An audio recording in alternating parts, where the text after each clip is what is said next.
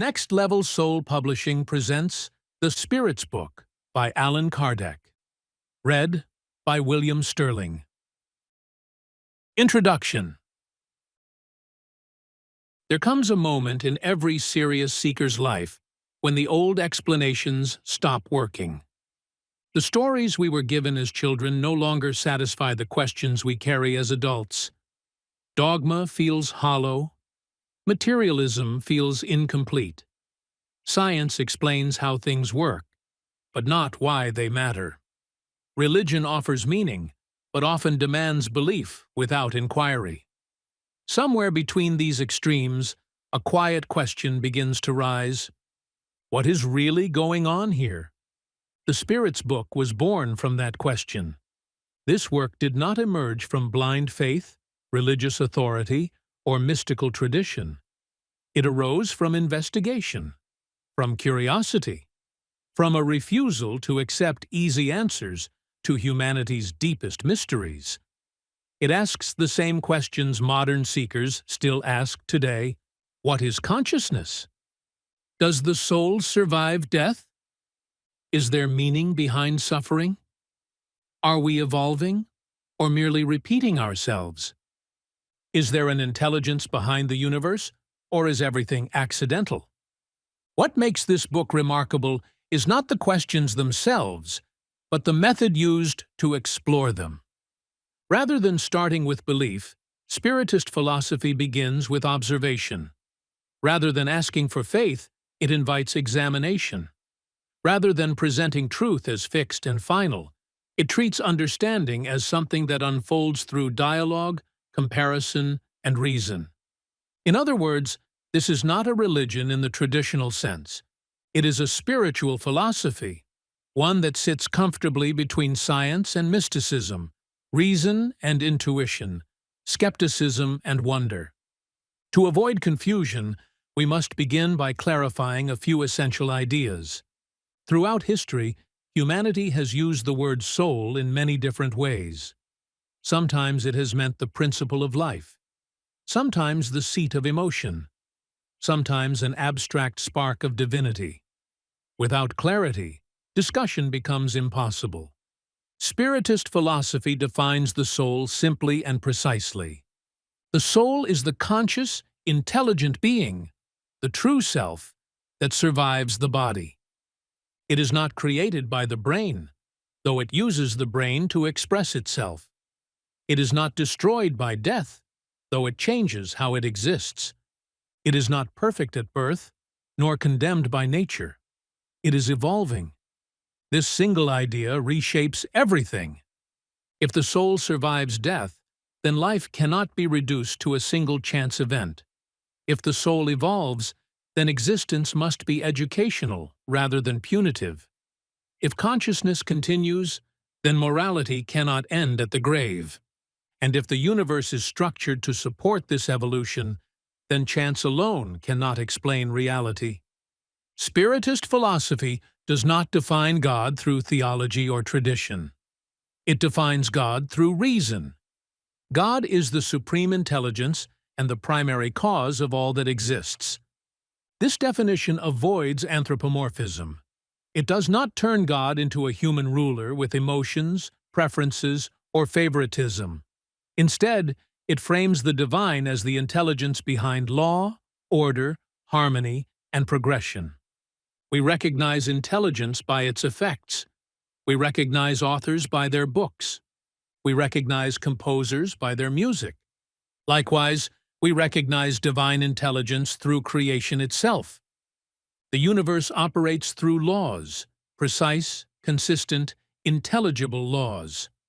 These laws govern matter, life, and consciousness alike. Science discovers these laws. It does not invent them. Their existence points to intelligence, not randomness. This is not a rejection of science. It is its extension. Science tells us how the universe works.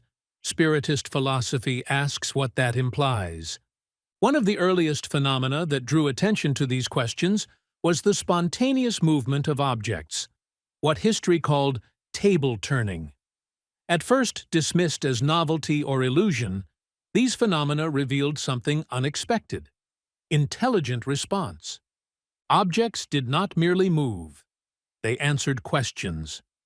Rather than accept sensational explanations, Allan Kardec approached the phenomenon as an educator and researcher. He asked, if intelligence is acting, what kind of intelligence is it? Is it human? External? Unknown? He did not rely on a single source, a single medium, or a single experience. He compared communications across locations, cultures, and individuals who had no contact with one another. Only ideas that repeated consistently were retained. What emerged was not a new religion, but a coherent philosophy of existence, a philosophy that proposed consciousness survives death. Spirits evolve over time. Reincarnation explains moral justice. Free will shapes experience. Suffering instructs rather than punishes. Moral law is as real as physical law. This book does not ask you to believe these ideas because they are comforting. It asks you to consider them because they are coherent. Spiritist philosophy does not fear skepticism. It welcomes it. Doubt, when honest, sharpens understanding. Inquiry strengthens truth. Nothing real is threatened by examination. This is why the Spirit's book remains relevant today. In an era of spiritual bypassing, conspiracy thinking, and algorithm-driven belief systems, this work offers something rare: intellectual humility paired with spiritual depth. It does not promise salvation. It does not claim exclusivity. It does not demand allegiance. It invites participation.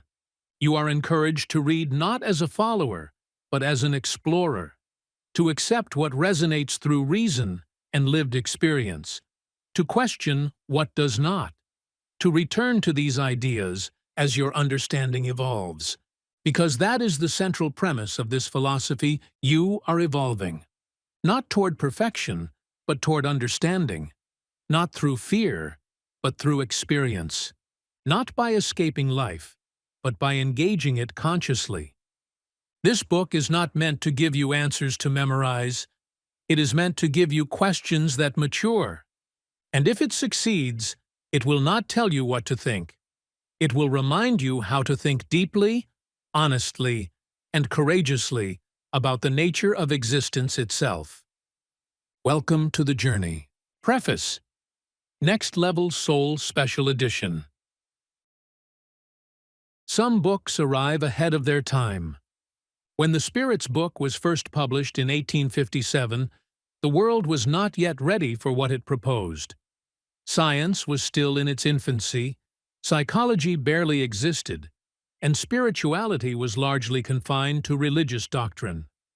To suggest that consciousness could be studied rationally, that the soul might evolve, communicate, and survive death according to universal laws, was radical.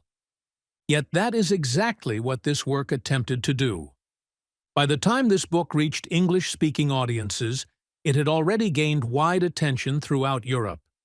Its ideas were being debated not only in spiritual circles, but among educators, philosophers, and scientists. The author understood that readers encountering this work for the first time would want to know more, not only about the ideas themselves, but about the mind that organized them. That mind belonged to Léon Denisard Hippolyte Rivail, known to history as Allan Kardec. Kardec was not a mystic by temperament, nor a spiritual seeker by inclination. He was an educator. Born in Lyons, France, in 1804, into a respected and intellectually grounded family, Kardec was shaped early by discipline, curiosity, and a deep respect for learning. His father was a lawyer of principle and intellect. His mother was known for her intelligence, grace, and moral clarity. From them, Kardec inherited both rigor and integrity. His education took place at the renowned Pestalozzi Institute in Yverdon, Switzerland, an environment that emphasized critical thinking, experiential learning, and moral development. Even as a student, Kardec displayed a natural inclination toward teaching, often helping classmates grasp complex ideas with clarity and patience. Education was not merely his profession, it was his calling. Upon returning to France, Kardec devoted his life to teaching and pedagogy. He authored textbooks on grammar, mathematics, and education that were widely adopted in French schools and praised for their practicality and clarity. His reputation was that of a rational thinker, methodical and cautious, deeply skeptical of superstition and untested claims. At this stage of his life, Kardec had no interest in spiritualism, which makes what happened next all the more significant. Around 1854, Kardec's attention was drawn to a strange phenomenon spreading across Europe, what was popularly known as table turning. Objects appeared to move without physical contact, and in some cases, to respond intelligently to questions. Many dismissed the events as parlor tricks or mass hysteria. Kardec initially agreed, but one detail gave him pause. The responses were not random. Across different locations, through different individuals, answers emerged that were coherent, morally consistent, and intellectually structured, often from people who had no contact with one another. Kardec did not rush to belief. He did what he had always done. He investigated. Rather than approaching the phenomenon as a believer or a skeptic, Kardec approached it as a researcher. He observed carefully. He asked systematic questions. He compared responses across independent sources. He rejected anything that appeared contradictory, sensational, or influenced by personal imagination. Only ideas that appeared consistently across multiple channels were retained. Over time, something unexpected emerged. Not a collection of mystical messages, but a coherent philosophical framework addressing the nature of consciousness, morality, suffering, and human destiny. Encouraged by his wife, who shared his intellectual discipline and ethical seriousness, Kardec made a pivotal decision. He would not present these teachings as revelation, prophecy, or personal authority. He would present them as organized knowledge, structured logically, and open to examination. He would act not as a prophet, but as an editor. The result was The Spirit's Book. Published in 1857, the work sparked immediate interest and controversy. Study groups formed. Publications emerged. Dialogue spread across Europe and beyond. What came to be known as Spiritist philosophy was not built on blind belief, but on inquiry, comparison, and reasoned reflection. Kardec continued this work until his death in 1869, publishing additional volumes that expanded and refined the principles introduced here, including The Medium's Book, The Gospel According to Spiritism, Heaven and Hell, and Genesis. Throughout his life, he remained modest, disciplined, and uninterested in personal fame. He welcomed sincere questions and thoughtful criticism. He avoided dogma. He lived simply. He saw his work not as a career, but as a service. His passing was sudden and peaceful, a quiet conclusion to a life devoted to understanding what lies beyond the body. More than a century and a half later, his ideas continue to circulate, studied by millions around the world. They have influenced psychology, spiritual philosophy, near-death studies, and modern discussions about consciousness itself. Which brings us to this edition. What is the Next Level Soul Special Edition? This is not a mere reprint. The Next Level Soul Special Edition exists for one reason: the modern seeker. Today's readers live in a world Kardec could not have imagined, one shaped by neuroscience, quantum physics, global connectivity, and spiritual pluralism. Many have moved beyond traditional religion, yet remain deeply hungry for meaning. They value reason, but sense that materialism alone cannot explain consciousness. They are skeptical, but open. This edition speaks directly to them. The Next Level Soul Special Edition translates 19th century language into clear modern prose, preserves the core ideas, not outdated phrasing, removes dogma while retaining depth, frames Spiritist philosophy as a living, evolving framework, not a belief system, invites inquiry rather than obedience. This is not a book to be believed. It is a book to be explored. You are encouraged to read it slowly, to question it, to test its ideas against your own experience, to accept what resonates through reason and reflection, and to set aside what does not. Because the central premise of this work remains as relevant today as it was in Kardec's time. Consciousness evolves. Life has meaning beyond a single lifetime. And understanding grows when inquiry is honest. This edition exists not to tell you what to think, but to support you in thinking deeply, courageously, and independently about the nature of existence itself. Welcome to the conversation. Chapter 1. God. From the earliest moments of human awareness, one question has echoed across civilizations, cultures, and eras. What is the source of all this? Before language was refined, before philosophy was formalized, before science gave names to forces and laws, humanity sensed that existence itself pointed beyond appearances. The stars, the seasons, birth and death, order and chaos, all of it suggested an intelligence greater than human understanding. That intuition gave rise to the idea of God. Yet the concept of God has been shaped, reshaped, misunderstood, personalized, feared, worshipped, denied, and defended throughout history. Some have imagined God as a human-like ruler watching from above. Others have reduced God to an abstract force devoid of meaning. Still others have rejected the idea altogether, associating it with superstition, control, or dogma. Spiritist philosophy takes a different approach. It does not begin with inherited beliefs, religious authority, or sacred tradition.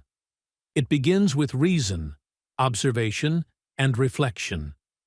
God, in this framework, is not defined by form, personality, or mythology. God is defined as the supreme intelligence and the primary cause of all that exists. This definition is intentionally simple, because anything more specific would impose human limitations on something that transcends them. Everything that exists has a cause. This is one of the most basic principles of reason. When we encounter an effect, we instinctively search for what produced it. A footprint implies a foot. A painting implies a painter. A law implies a lawgiver. The universe, with all its complexity, order, and coherence, cannot be the product of nothing. To claim that the universe exists without cause is to abandon reason entirely. The laws that govern nature do not invent themselves. They do not fluctuate randomly. They operate with precision, consistency, and intelligence. From the smallest particle to the largest galaxy, we observe harmony rather than chaos. Even what appears disordered follows patterns that, once understood, reveal underlying structure. Chance cannot explain this. Chance may account for isolated events, but it cannot account for sustained order. To attribute the universe to chance would be like claiming that a library organized by subject, author, and theme assembled itself through random motion. Intelligence is recognizable by its effects, and the universe bears every mark of intelligence. This intelligence is what we call God. Yet here, a critical distinction must be made. Recognizing God through creation does not mean we understand God's essence.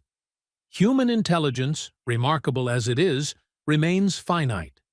It operates within limits imposed by time, space, and perception.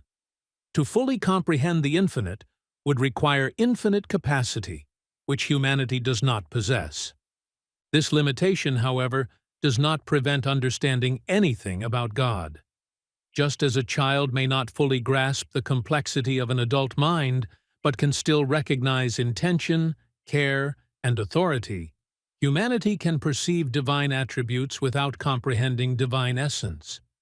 By observing the effects, we infer the nature of the cause. From creation, we can deduce that God must be eternal. A cause cannot arise from nothing. If God had a beginning, then something else would have caused God, pushing the question back endlessly. Eternity is therefore not a poetic concept, but a logical necessity. God must also be unchanging. The laws governing the universe remain consistent. If the source of those laws were subject to change, the laws themselves would fluctuate unpredictably. Stability in effect implies stability in cause.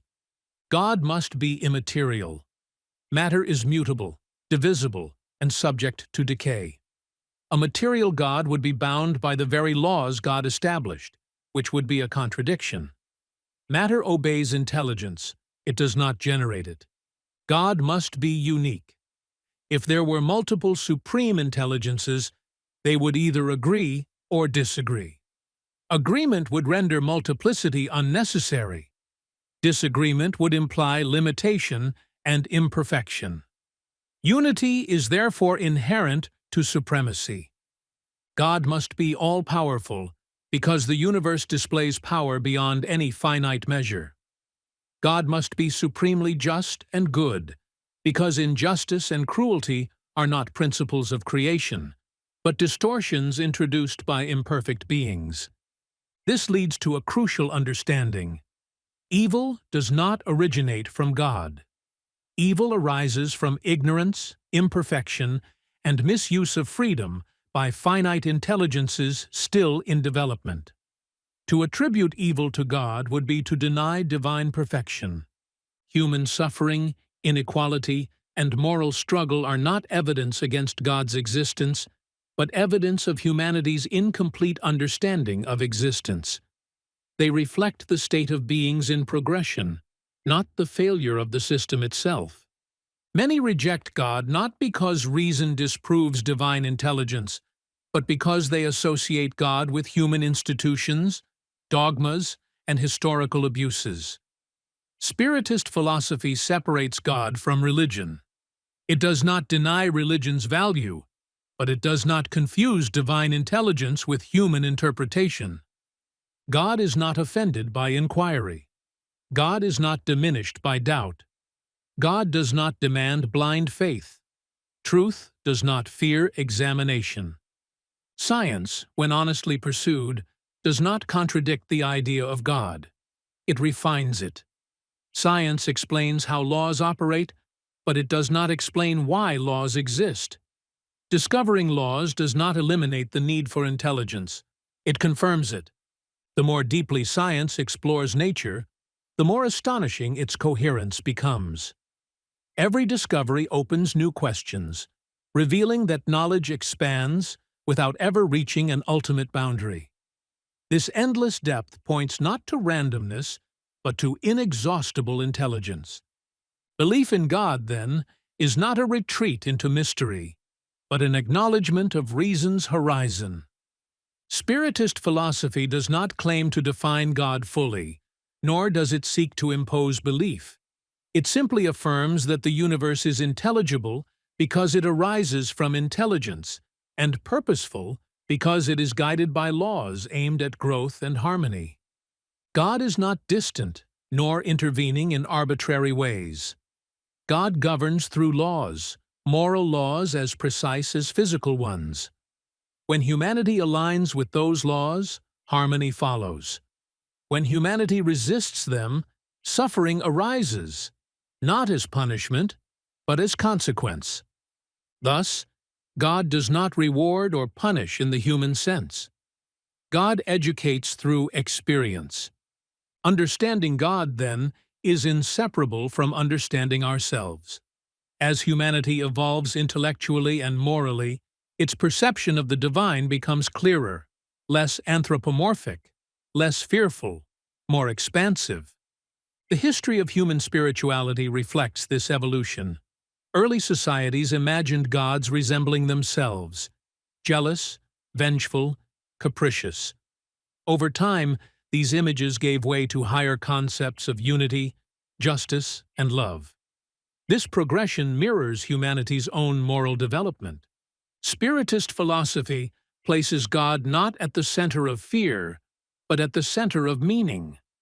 To live with awareness of God is not to submit to authority, but to recognize participation in a greater order. It is to understand that life is not accidental, suffering is not meaningless, and existence is not confined to a single moment between birth and death. God is the foundation upon which moral responsibility rests. Without intelligence behind existence, ethics become arbitrary. With intelligence, morality becomes alignment with universal law. In this sense, belief in God is not about worship alone. It is about orientation. It answers the question of why growth matters, why compassion has value, and why consciousness strives forward. God is the silent presence behind every law, every motion, every transformation. Not a ruler demanding obedience, but an intelligence inviting understanding. To seek God is not to look outward toward the sky, but inward toward meaning. The universe speaks constantly, not in words, but in patterns.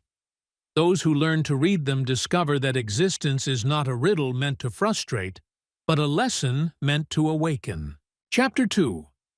General Elements of the Universe. To understand existence, one must first understand what existence is made of. Not merely in the physical sense, but in the deeper, structural sense. The underlying elements that give rise to life, consciousness, and experience itself.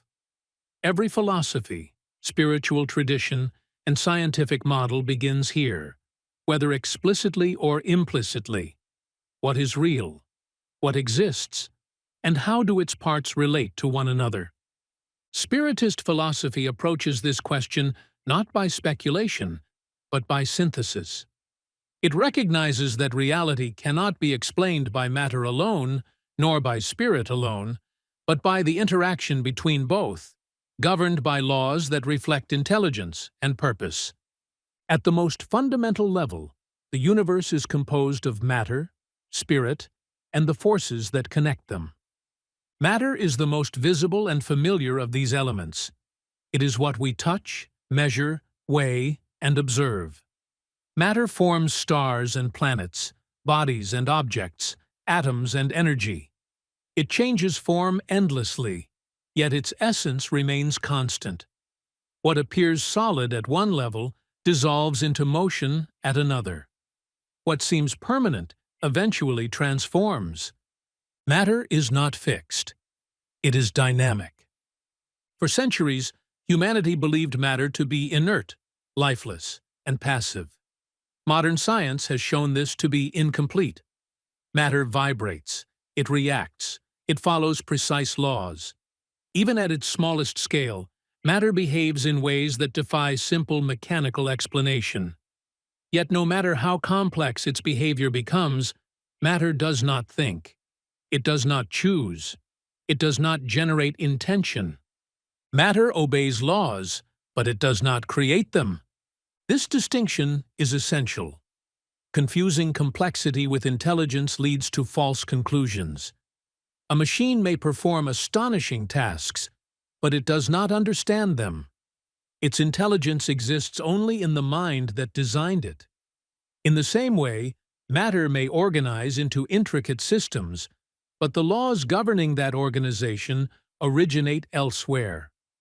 Beyond matter exists another principle: spirit. Spirit is the intelligent principle of the universe. It is not material, yet it is real. It is the source of thought, consciousness, identity, and moral awareness. Spirit is not bound by form, density, or physical limitation, though it may temporarily associate with matter to express itself. Spirit is not a vague abstraction. It is the thinking being. Every conscious experience, memory, intention, creativity, love, fear, moral struggle, arises from spirit. These experiences cannot be reduced to matter without stripping them of meaning. Neural activity may accompany thought, but it does not explain awareness itself. A piano produces sound, but the music does not originate in the strings. Spirit uses matter as an instrument. Between matter and spirit exists a third element, often misunderstood or overlooked, a subtle universal medium that fills all space and enables interaction between different planes of existence. This medium is neither matter as we commonly define it, nor spirit as pure intelligence, but something intermediate. It is through this universal medium that forces are transmitted, movements occur, and influences pass from one level of reality to another. It permeates everything, connects everything, and responds to intelligence without possessing intelligence itself.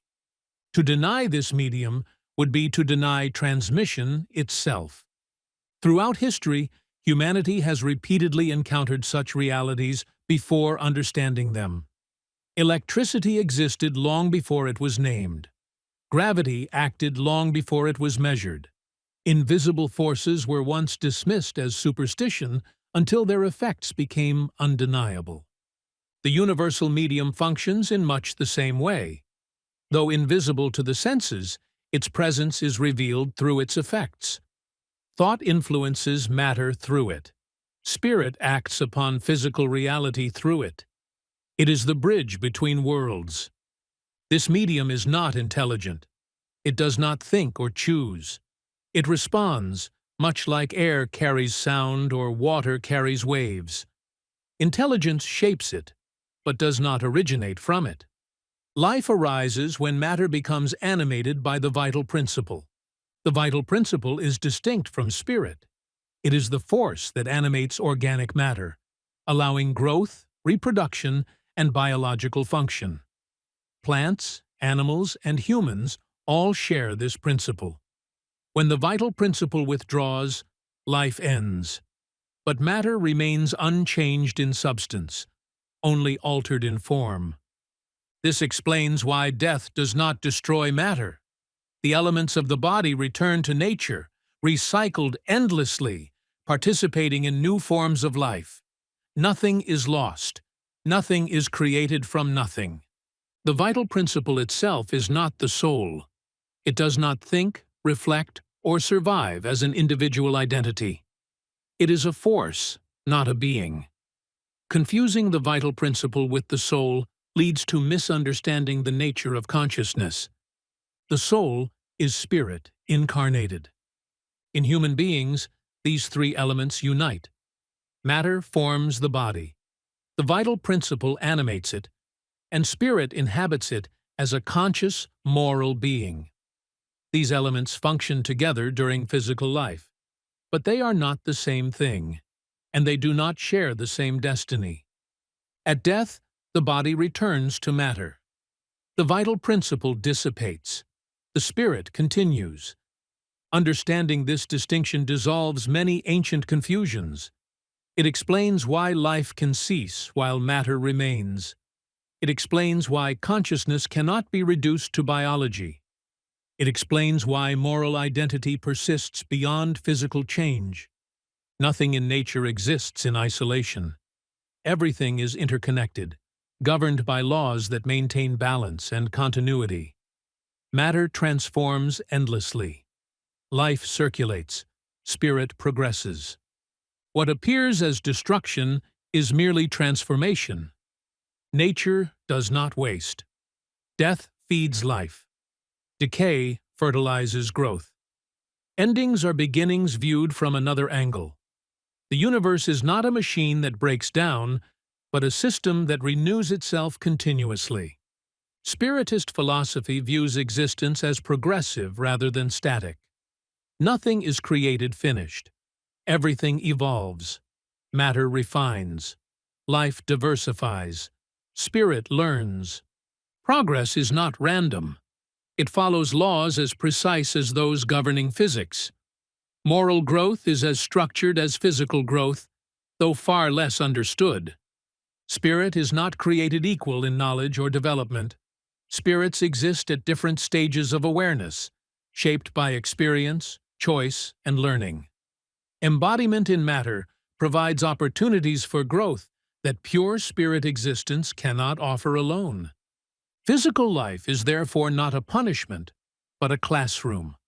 Matter provides resistance. Limitation creates challenge. Challenge stimulates growth.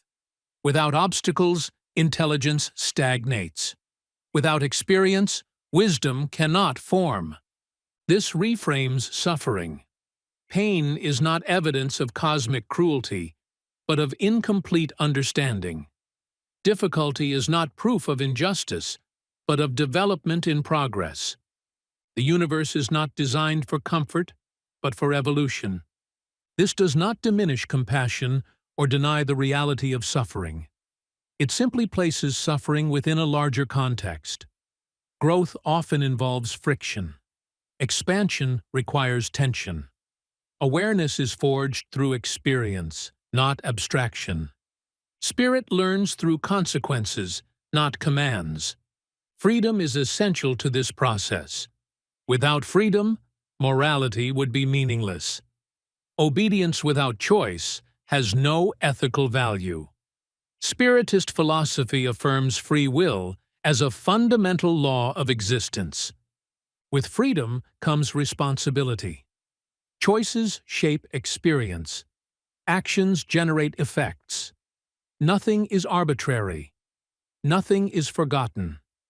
The universe operates under moral laws as consistent as physical ones. Cause and effect govern behavior just as gravity governs motion. When actions align with harmony, balance follows. When actions disrupt harmony, imbalance arises. This is not punishment. It is education. Spiritist philosophy rejects the idea of eternal damnation, as it contradicts both justice and purpose. An infinite punishment for finite error would imply cruelty, not intelligence. Instead, existence is structured for continual learning, correction, and progress. No spirit is abandoned. No being is condemned forever. Growth may be slow, resistance may persist, but the direction of evolution is forward. Matter, spirit, and the universal medium together form a single, coherent system. Remove one, and reality becomes unintelligible. Deny spirit, and consciousness becomes meaningless. Deny matter, and experience becomes abstract. Deny the connecting medium, and interaction becomes impossible. The universe is intelligible because it is structured. This structure reflects intelligence, but it does not impose uniformity. Diversity is not an accident, it is a feature. Different forms, experiences, cultures, and perspectives all contribute to collective learning. Unity does not require sameness. Spiritist philosophy sees existence as a vast educational journey, unfolding across time, space, and states of being. Physical life is one chapter, not the entire story. Death is not an end, but a transition. Understanding the elements of the universe reshapes how one sees life itself. Fear diminishes. Meaning expands. Responsibility deepens. Life is no longer a random accident, nor a test imposed by an external authority. It becomes a process of awakening within a lawful, purposeful system. Matter provides the stage. Spirit plays the role. Law writes the script, but improvisation remains. In this way, the universe is both ordered and open, structured yet alive, governed yet free. To study existence, then, is not merely to catalog phenomena, but to understand participation. Every being is not merely in the universe. Every being is part of its unfolding.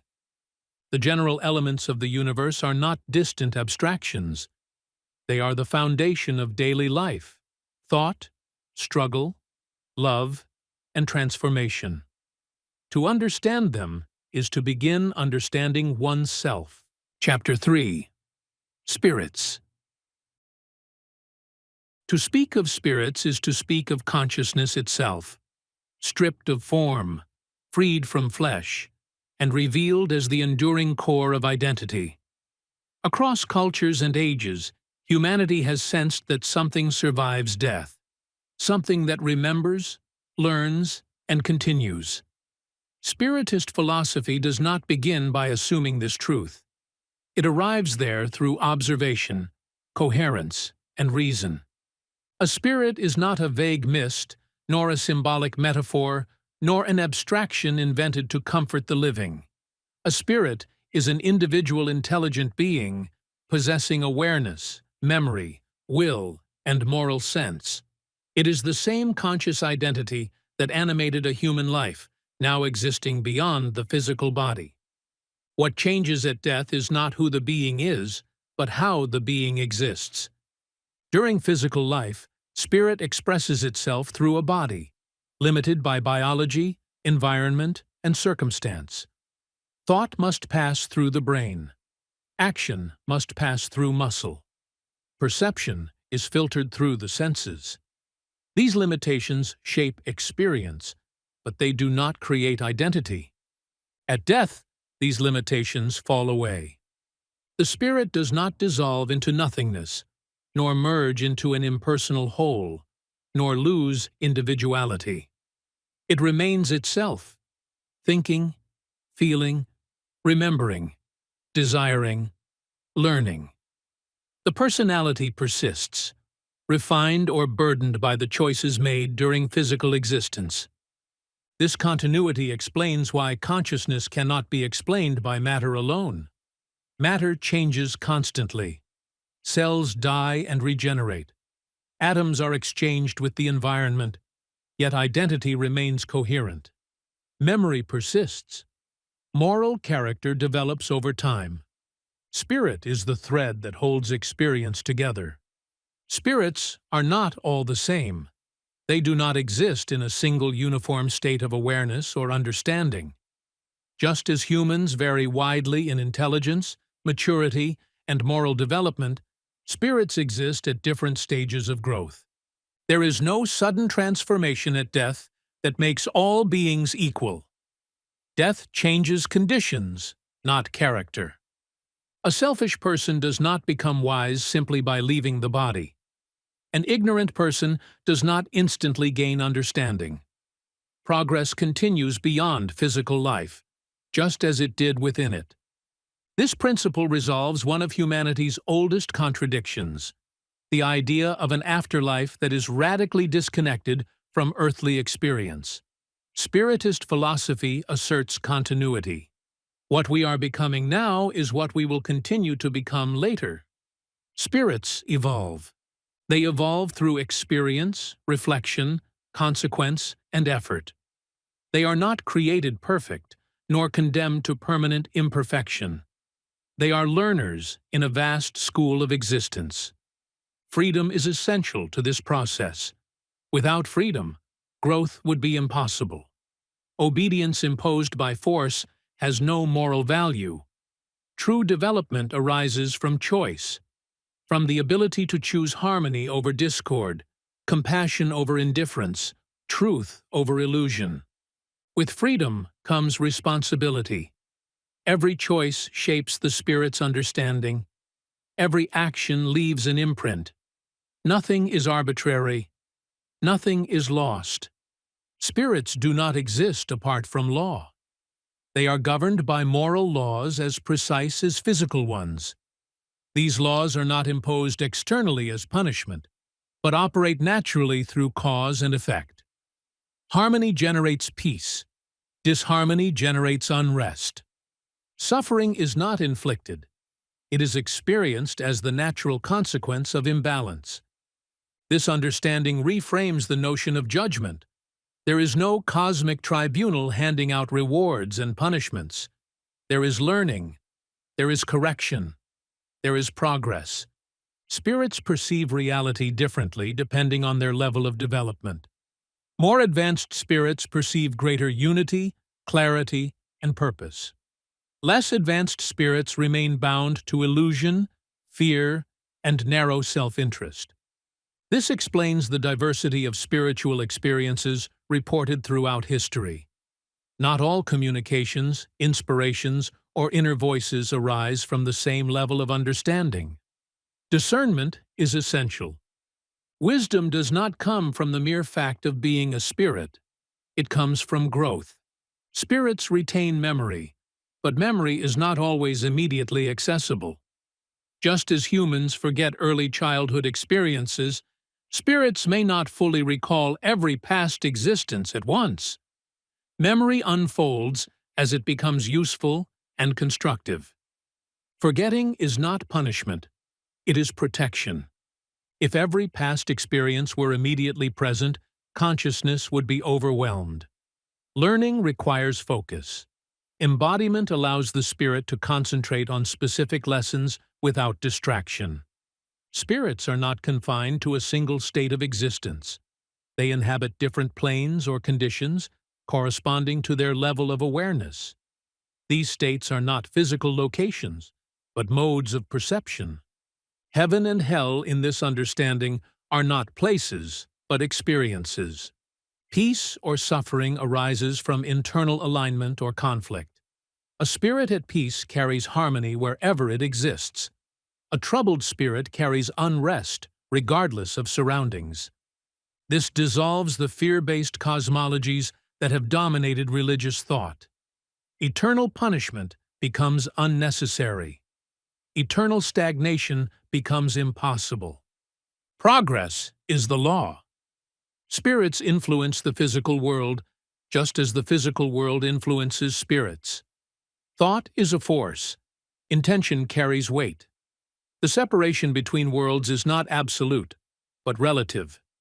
This interaction explains inspiration, intuition, and moral prompting. It also explains obsession, confusion, and emotional contagion. Influence does not imply possession. It implies resonance, like attracts like. Spirits gravitate toward environments, thoughts, and beings that reflect their own state. A spirit oriented toward compassion seeks harmony. A spirit bound by fear seeks control. This law operates naturally, without coercion. Human beings are not passive victims of spiritual influence. Thought is both receiver and transmitter. By cultivating clarity, integrity, and emotional balance, individuals shape the influences they attract. Responsibility extends beyond physical action into inner life. Spirits do not become angels overnight. Neither are they demons by nature. These labels reflect states, not species.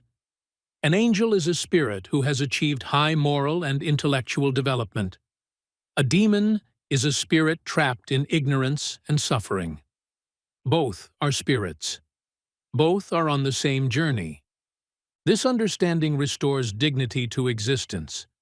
No being is intrinsically evil. No being is eternally fallen. Every spirit carries the potential for growth. Reincarnation becomes a logical necessity within this framework. A single physical life is insufficient for the vast diversity of experience required for full development.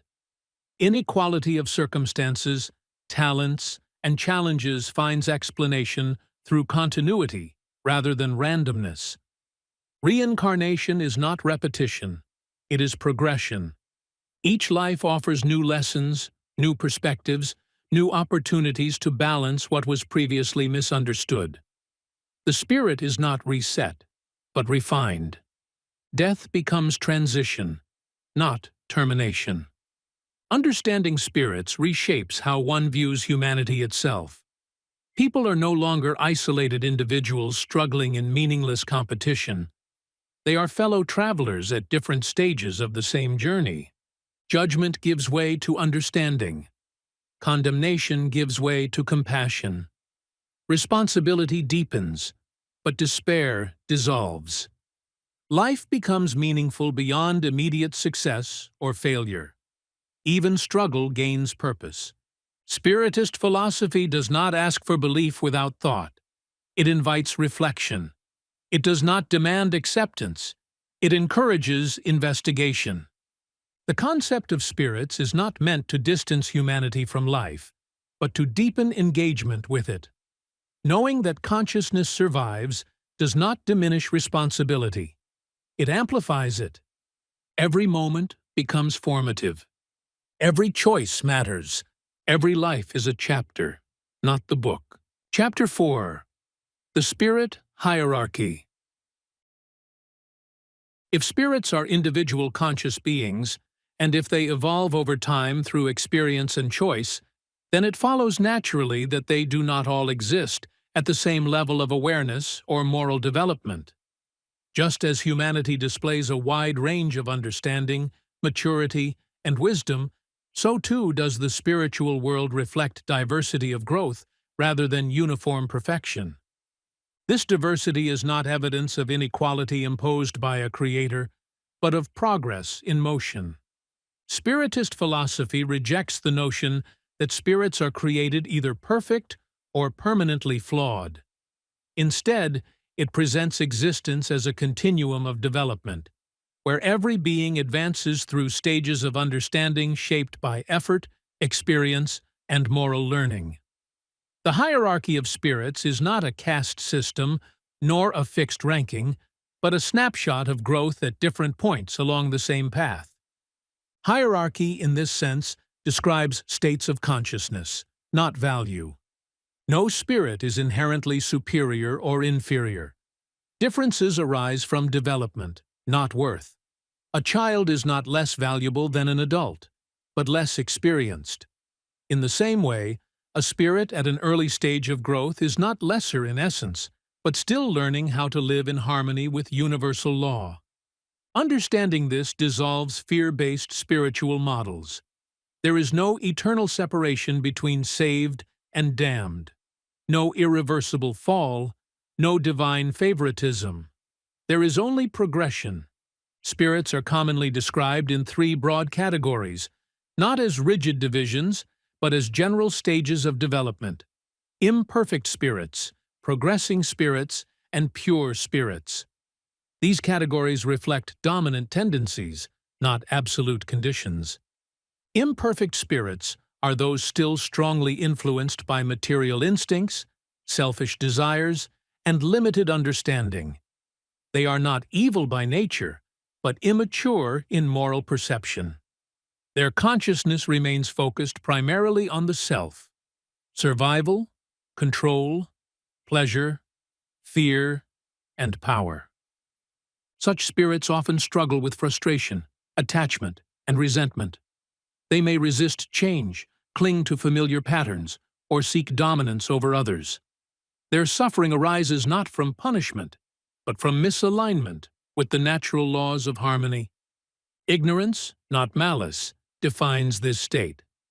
These spirits may still carry strong emotional ties to physical life, leading to confusion or unrest after death. Because identity persists, unresolved desires and fears persist as well. Freedom from the body does not automatically bring clarity. Progressing spirits occupy a broad middle range. They have begun to understand moral responsibility and the value of cooperation, compassion, and self-awareness.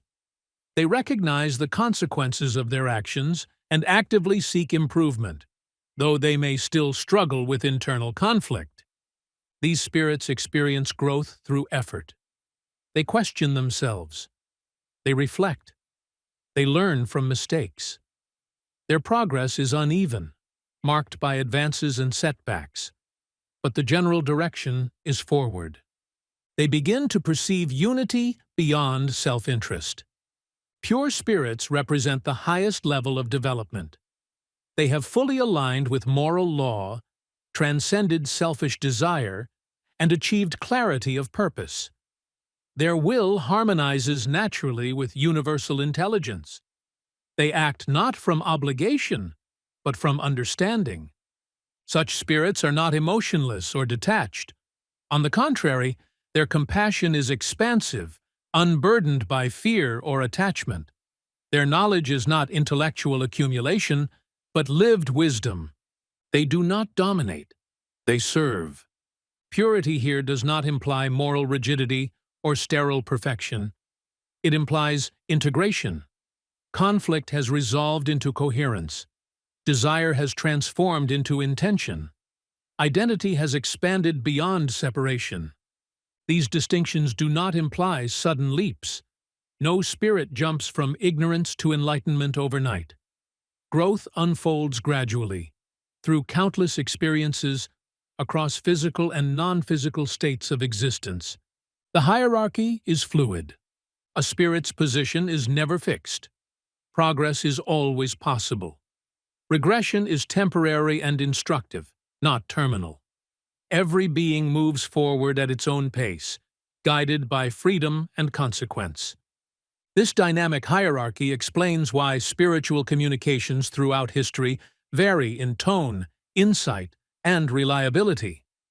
Not all spirits possess wisdom simply by virtue of being spirits. Discernment is essential. Authority does not arise from invisibility. Truth must be evaluated by coherence, moral elevation, and consistency, not by claimed origin.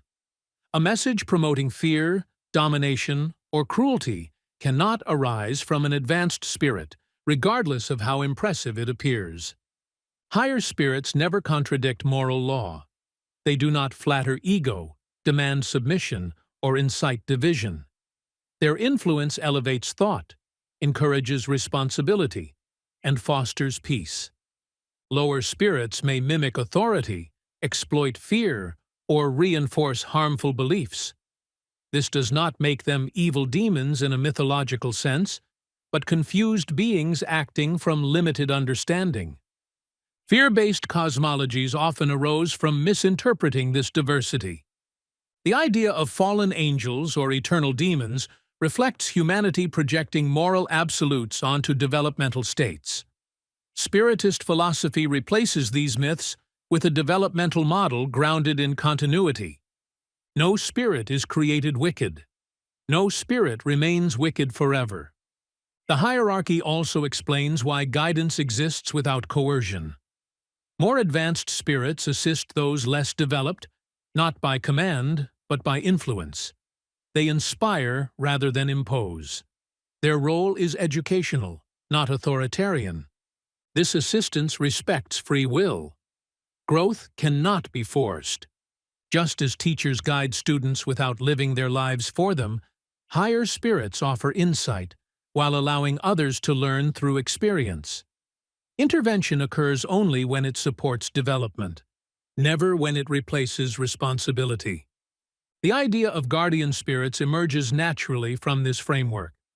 More advanced spirits may form bonds with less developed ones, offering subtle guidance throughout physical life. This guidance is not constant instruction, but gentle orientation, nudges toward clarity rather than control. Guidance becomes more effective as receptivity increases. A distracted, resistant, or ego-driven consciousness is less receptive to subtle influence. Alignment matters. Moral effort strengthens perception. This reframes prayer and intention. They are not pleas for miracles, but acts of alignment. They clarify intention, refine perception, and open awareness to guidance already present. The hierarchy also sheds light on the purpose of incarnation. Physical life offers experiences unavailable in purely spiritual states. Resistance sharpens awareness. Limitation reveals choice. Interaction teaches empathy. More advanced spirits may incarnate voluntarily to assist collective progress, while less developed spirits incarnate to learn lessons they cannot fully grasp otherwise. Incarnation is opportunity, not punishment. Differences in life circumstances reflect differences in learning needs, not divine favoritism or neglect. Inequality of experience is explained by continuity of development, not randomness. This understanding dissolves resentment toward existence. It replaces fatalism with responsibility. Life becomes meaningful rather than arbitrary. The hierarchy of spirits mirrors the hierarchy of understanding within humanity.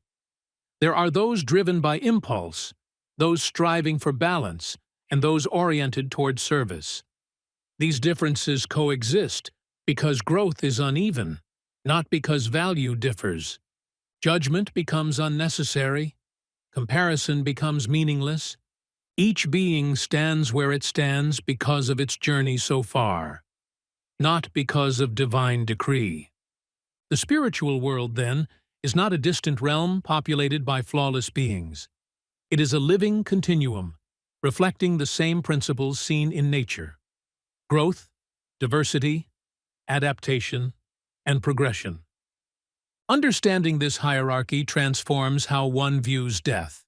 The afterlife is not a reward ceremony, nor a sentencing hearing. It is a continuation of development under different conditions. Clarity increases as attachment decreases. Wisdom grows as fear dissolves. Freedom expands as responsibility deepens. The highest spirits are not those who escape existence, but those who understand it fully and act in harmony with it. Hierarchy does not end in domination. It culminates in service. In this sense, spiritual evolution mirrors human maturity. The most evolved individuals are not those who seek power, but those who contribute meaningfully. True advancement is measured by capacity to love, understand, and assist. The hierarchy of spirits is not meant to inspire awe or fear. It is meant to inspire hope. If progress is universal and eternal, then no failure is final. No suffering is meaningless. No being is lost. Existence becomes a story still being written, and every spirit, regardless of its current state, is both author and student of that story. Chapter 5. The Progression of Spirits. Nothing in the universe is static.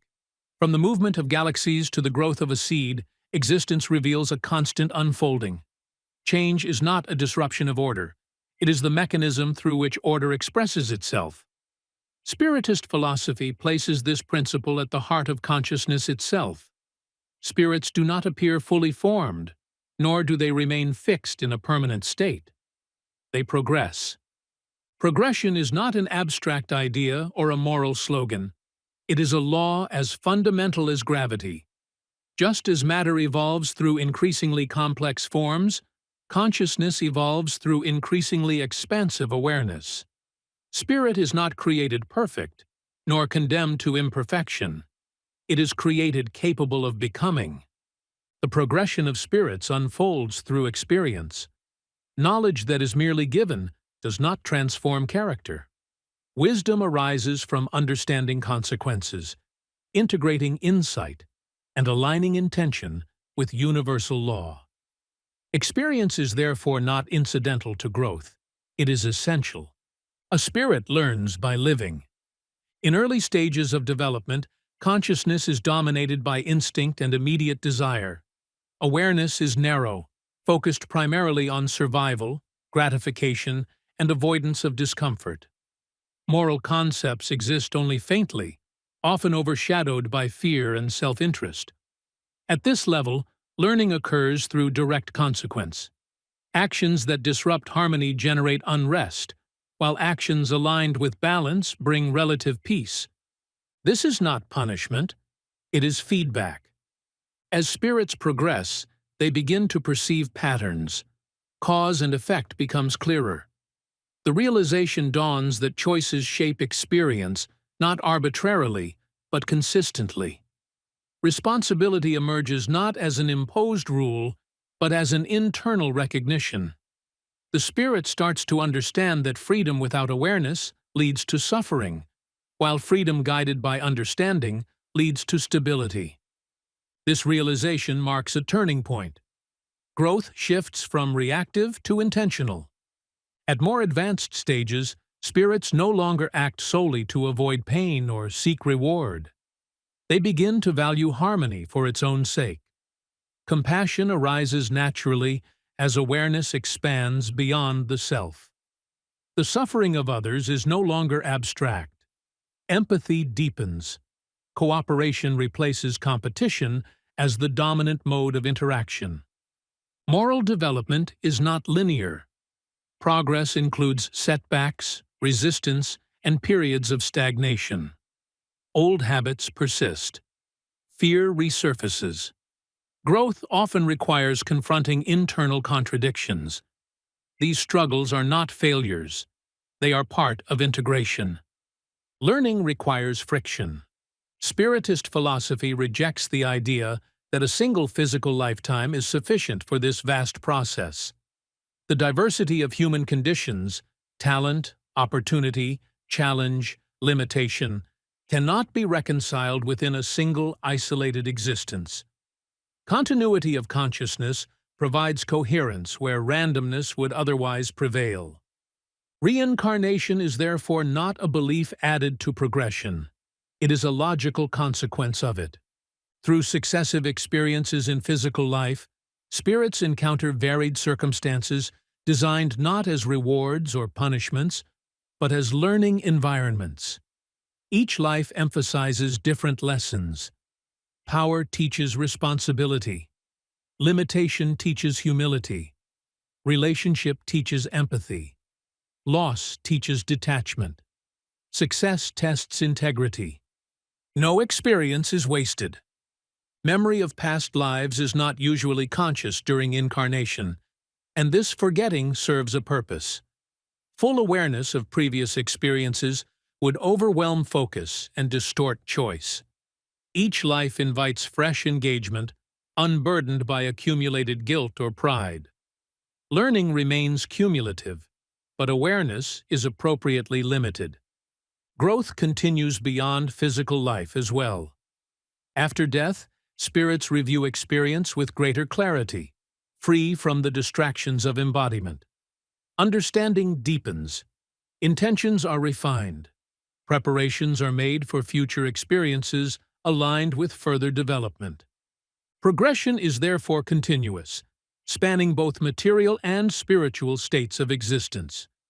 Freedom remains central throughout this process. No spirit is forced to progress at a particular pace. Resistance delays growth, but does not prevent it. Every being eventually moves forward, guided by the inherent desire for harmony and understanding. Time, as experienced by humans, is relative.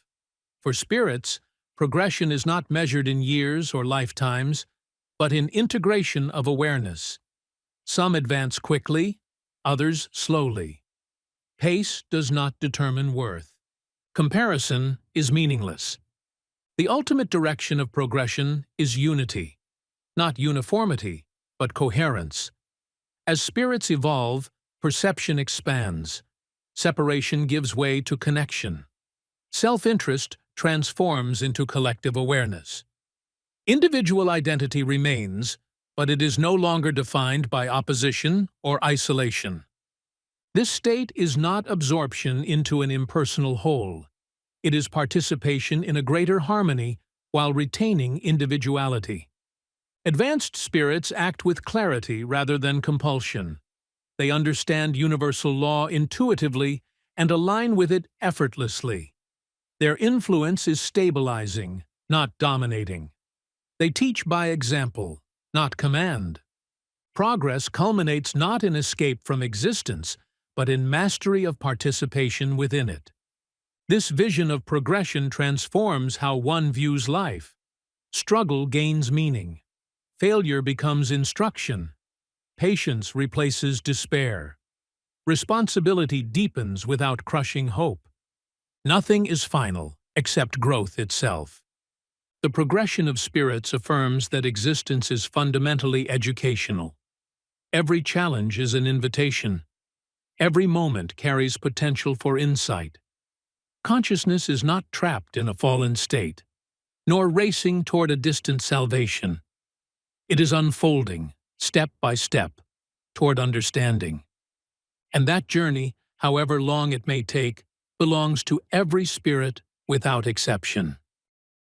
We are living in unprecedented times. We're seeing changes on levels that have never really been seen before. We have been conditioned out of who we really are. Are we really free? What questions you ask, your life becomes an answer to it. The physical world is not the highest reality. But the soul never dies. The soul is eternal. You can heal and never forget it. Like it or not, you've been chosen. Who chose me? Everyone gets a second chance. But when Spirit has a message to come through, I give it with love.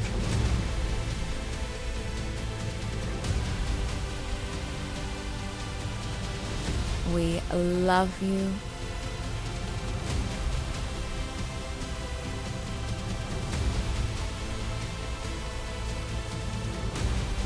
That would be amazing! We need to shift into a new mindset. Come to rediscover yourself as you really are, infinite. A completely integrated life, the physical body, the mind, the emotions, and of course the spirit.